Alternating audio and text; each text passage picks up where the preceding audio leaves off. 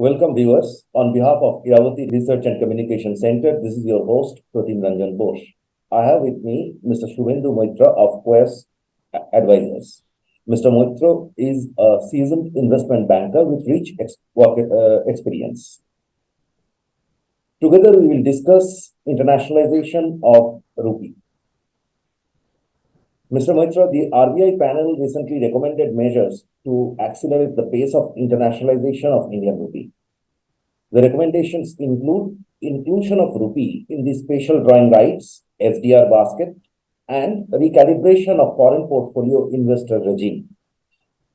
Can you please explain why FPI recalibration is important? SDR we can understand because otherwise, it will not be traded.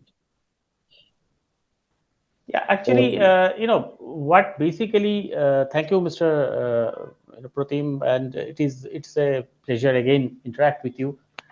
See, as I said that what RBI is trying or the government is trying to internationalize the rupee.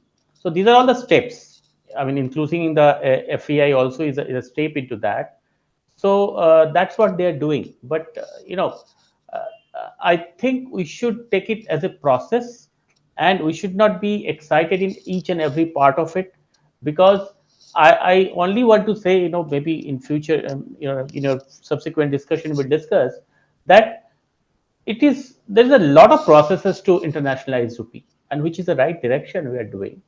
Everybody has done it. You have seen that China, how they have internationalized the rupee in the last couple of years, and they have to some extent achieved. Right now, overall total international reserve, if you see, though dollar dominates at 58%, at least yuan is somewhere around 3%, 2.5 to 3%.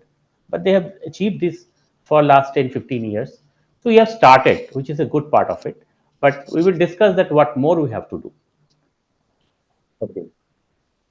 So India has entered rupee trade pact with a few nations, couple of nations. The latest being with UAE. Given the example of Russia, which is flushed with rupee and is expecting payments in dirham and other currencies for oil, do you believe that the rupee trade has much significance in the prevailing scenario? I fully agree to your point that it's a long gestation process to get into that, but for the moment, where it is. I would say that it's a very good start as such, especially in the Russian scenario. I think we could get a good opportunity to start it in a very, very right way. But what we have to see, I mean, even if you take the Russia out, it's very simple. Like let's take for example, why Russia? Let's take say UAE. Our export last year was somewhere around say 28 billion. Import was 45 billion kind of thing. So any country where we have a our balance of payment is adverse to us. So there, I think what we should do, we should find a limit where we can square up both the sides. Of course, subsequently, initially you have to have an understanding with the counterparty that which limit can be in the local currency. Beyond that, we can look for the international currency. That's the right way of doing. But because we have to again understand why I started with it, that this is a long process. Look at US. US runs a huge trade deficit with all countries. Actually, international trade is high, but the main advantage of US is that dollar is accepted internationally. So they just print dollar and feel the dollar in that, which we cannot do unless we can reach that level.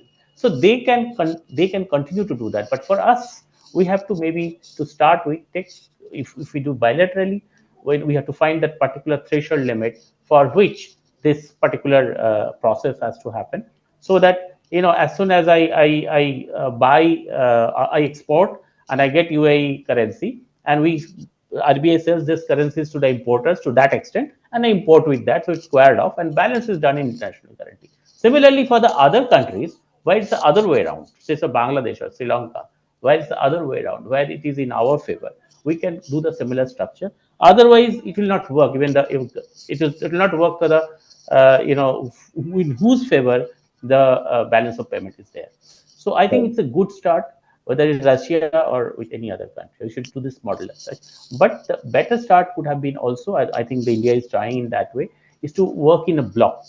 It's much more easier to work in a block. Say say Shanghai Cooperation or BRIC or this kind of block trading, it can be much more had a wider kind of acceptance. That is a mix of currencies can be used. A lot of other actions are possible. Right. There have been a lot of talks about expanding the scope of Yeah, BRICS, including Indonesia and etc. absolutely. But the Yeah, geopolitics is a serious problem, because absolutely, absolutely, there are partners absolutely. with whom Yes. India is not comfortable. I'm not comfortable. So I think we can do it BIMSTEC in that case. No, why BRIC? BIMSTEC BIMSTEC is is a there. very long drawn and Very is basically a little more than a dream. That's all. yeah. It Anyway, has but I think barely we can look for, progressed. but we should look at the people But back to countries the who topic, back to yeah, the topic, what you said about, say, we have to look at the efficacy of the trade, right? So, for example, with yes, Bangladesh or Sri Lanka, where we are offering it now, these countries are suffering foreign exchange crisis. So it actually makes sense for them to trade in rupee. The problem is that the trade is highly in my favor, so they have very little absolutely, bandwidth, because basically it is the amount of money that they are earning from us on which they can import, right? So, exactly. the bandwidth is very limited. On the other hand, with UAE, we have a huge bandwidth. So 40, 45, and 25 kind of. So, I mean, theoretically, we can easily do $20 billion of trade in rupee. Absolutely. No, However, there is a actually, question. yeah, There is a yeah, question. please. Oil is Hmm, dollar denominated, right? hmm, hmm, So, I mean, will UAE, mostly we buy oil from UAE. So hmm. will UAE become comfortable in converting that dollar into rupee and etc.? No, actually, if our rupee is properly priced, it should not be at our prices. It will be international prices of the convertible rates of the rupee. Then, as we said initially, as I said, the threshold limit. It is basically the barter system. The amount which we buy from them, and up to that, if I do up to say $25 billion, I think with OE, because last year was 28. I assume at least 25 will do this year export. It doesn't hurt anybody, and balance can continue to be in dollar. And as you very rightly said, India has an opportunity because we have a new products coming, so maybe we can push some more products to the UAE. We can increase Yes, our export, which is not Middle East, the Apple Middle phones, East. Apple Yeah, but which phones, is not possible for with the Bangladesh or Sri Lanka. They don't have that many exactly, products to push into our country. That's the difference of them. So with right. UAE, with Russia, it's good for us, but with them Russia we have to again be is a cautious. problem. The trade is very lopsided. They barely import Absolutely, from us. So absolutely. we That's have it. to, if there is with UAE, we have a comprehensive economic agreement now. So there has to be an FTA. The trade, we are fast moving towards FTA regimes. So probably that will give us some kind of space Leeway. over there. But Yeah, yeah. the last part is that finally, either way, to internationalize, you have to make rupee convertible. Okay. China has made progress in that direction because yuan is in SDR, and they made some progress on that front.